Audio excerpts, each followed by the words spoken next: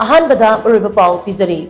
Dhanamanduri University asi UGC Act 1956 ke Section 12 Clause B ki recognition amade Section 2 Clause F ki makhada naki accreditation phangdaba maramna khudongchadaba kaya mayoknare haina Parliamentary Standing Committee na puthokpa Higher Education ki report amada yaurakle.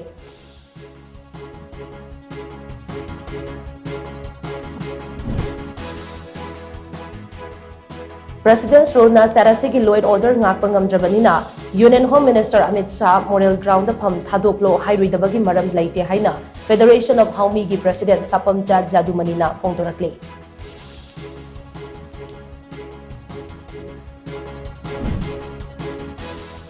University Grant Commission na khangalakbagi matung ina undergraduate amasung postgraduate ki lairik sing Manipuri lolda handokna bagi thabak paikhatpa haure haina Manipur University ki Vice Chancellor Professor N Lokendra na phongdorakle.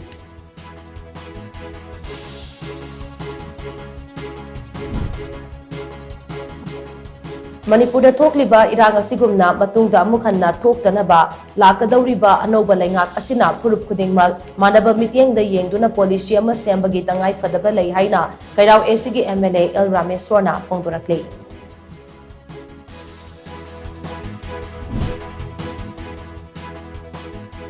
Amadi Arjuna Awardee Naurem Rosibinada Manipur Police ke Deputy Superintendent of Police Sports oina gasi Governor Ajay Kumar Balana appointment letter kusinakre.